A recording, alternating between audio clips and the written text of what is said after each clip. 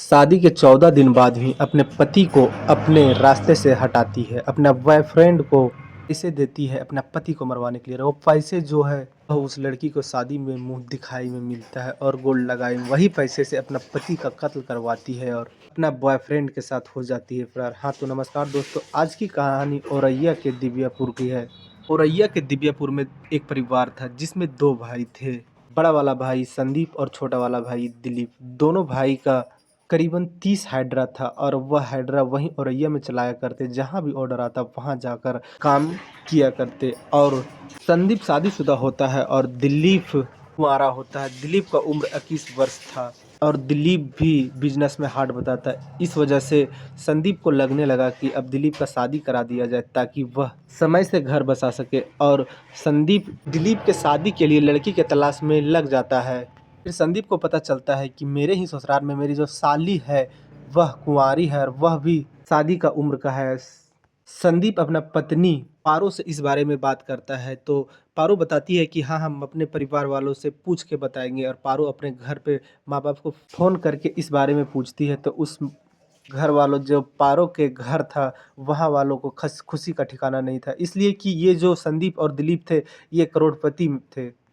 इसका बिजनेस करोड़ों में चलता था और बढ़िया घर और बढ़िया गाड़ी का भी पास में जमावड़ा था। इस बात को सुनते ही पारो के माँ बाप तुरंत ही इस रिश्ते को अपना लेते हैं। और पारो का बहन का नाम प्रगति होता है, प्रगति को भी बताया जाता है तो प्रगति भी हाँ भर देती है उस टाइम। उसके बाद पंडित जी से एक डेट निकाला जाता है शादी का, 5 मार्च 2025 का वह डेट निकलता है। और इसी डेट में दिलीप और प्रगति का धूमधाम से शादी होता है। बारात प्रगति का द्वार पर पहुंचता है और वहां उसके माँ बाप और भी आसपास के लोग बहुत बढ़िया बारातियों को स्वागत करते हैं और शादी बहुत धूमधाम से होता है। जयमाला पे लोग अपने अपने बहुत अच्छे अच्छे तस्वीर निकालते हैं और शादी संपन्न होने के बाद लड़की लड़का को विदा कर दिया जाता है। लड़की को यहाँ द्वार लगता है, सारे लोग जब लड़की को देखते हैं तो सारे के फेस पे एक अलग ही मुस्कान होता है और फिर लड़की को स्वीकार किया जाता है। और जो भी लड़की को मुँह दिखाई करने के लिए आते हैं वह बड़ा-बड़ा भेंट लेके आते हैं, इसलिए कि इनका जो रिश्तेदार थे सारे करोड़पति थे तो सारे लोग बड़ा-बड़ा तोहफ़ा, और जिसके पास तोहफ़ा नहीं होता वह बड़ा अमाउंट देकर जाते थे। इस वजह से लड़की के पास करीबन 1.5 लाख रुपया मुँह दिखाई और गोड़ लगाई का हो जाता है। शादी का सारा प्रोग्राम खत्म होने के बाद ये लोग ही औरैया में साथ में रहने लगते हैं। उसके बाद दिलीप भी कभी-कभी अपने काम पर चला जाता और प्रगति घर में अपना बहन के साथ हाथ बटाती। उसके बाद होली आ जाता है और होली में फर्स्ट शादी के बाद जो फर्स्ट होली आता है वह होली लड़का को अपने ससुराल में जाके खेलना पड़ता है।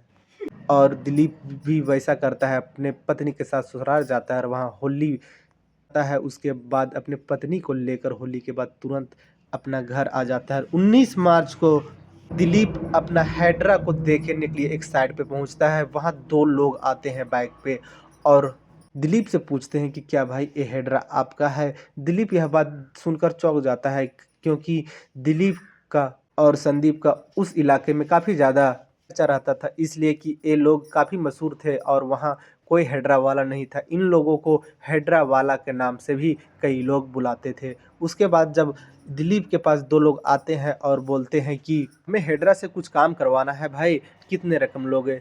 तो दिलीप बोलता है कि बिना साइड देखे हुए कैसे हम रकम बता दें। उसके बाद वो 2 लोग बोलते हैं कि आपको दिक्कत ना हो तो चलिए मेरे साथ और साइड देख लीजिए, उसके बाद हमें पैसा बताइएगा, उस हिसाब से हम काम करवा सकूँगा। दिलीप को भी कोई एतराज़ नहीं होता है, दिलीप बोलता है कि ठीक है चलिए। और दिलीप वही दोनों लोग के बाइक पर बैठकर उसी के साथ चल देता है। और कई घंटे बीतने के बाद संदीप के मोबाइल पे एक फ़ोन आता है और उधर से जो व्यक्ति फ़ोन करता है वह सिसक-सिसक के बोल रहा था, डरे आवाज़ में बोल रहा था कि भैया आप हॉस्पिटल आ जाएँ।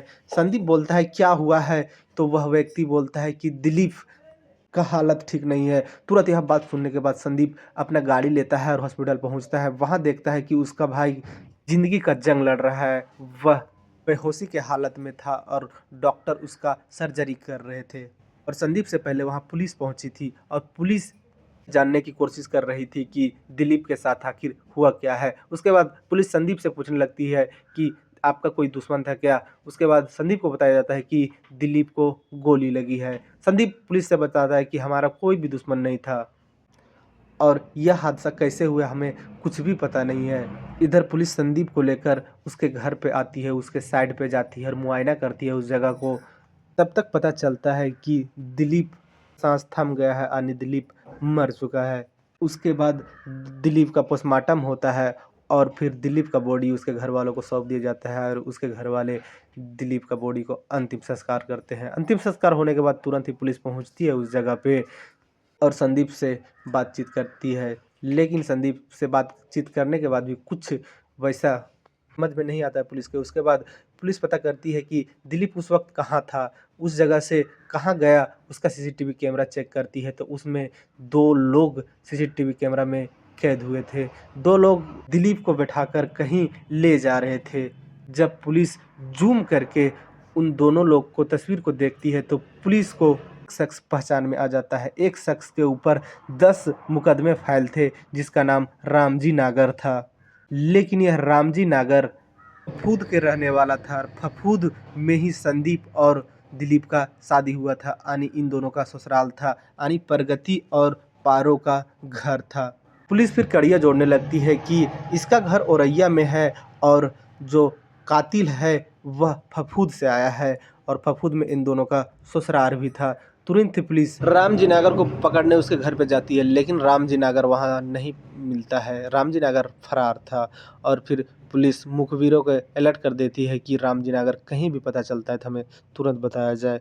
और एक दिन रामजी नागर किसी से मिलने के लिए आया हुआ था। मुखबिर पुलिस को बोलती है, पुलिस उस जगह पहुंचकर रामजी नागर को दबोच लेती है और रामजी नागर से जब पुलिस पूछताछ करती है तो रामजी नागर साफ बोलता है कि हमें सुपारी मिला था, हमें पैसा पे मिला था उसे मारने के लिए। पुलिस उससे पूछती है कि कौन दिया था तुम्हें पैसा, तो वह रामजी नागर बोलता है कि अनुराग यादव सुपारी दिया था रामजी नागर को। अनुराग यादव वहीं फफूद के रहने वाला था। जब पुलिस अनुराग यादव को उठाती है तो अनुराग यादव से जब पूछताछ किया जाता है तो अनुराग यादव बताता है कि 4 साल पहले अनुराग और प्रगति का मिलन हुआ था एक स्कूल में और उसी वक्त से दोनों का दोस्ती हुआ और दोनों प्यार करने लगे थे।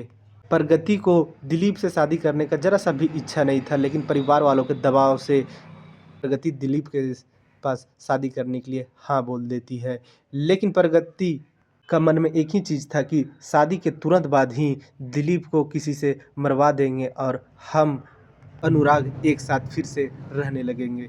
जब प्रगति का शादी नहीं हुआ था तो वह अनुराग से जहाँ मन होता वहाँ मिलती, उसमें कोई रोक टोक नहीं था और इस वजह से प्रगति के दिलो दिमाग पर अनुराग यादव राज कर रहा था। लेकिन प्रगति के घर वालों को दिलीप इसलिए जच जाता है कि दिलीप का कारोबार बहुत बड़ा था और ये लोग करोड़पति थे।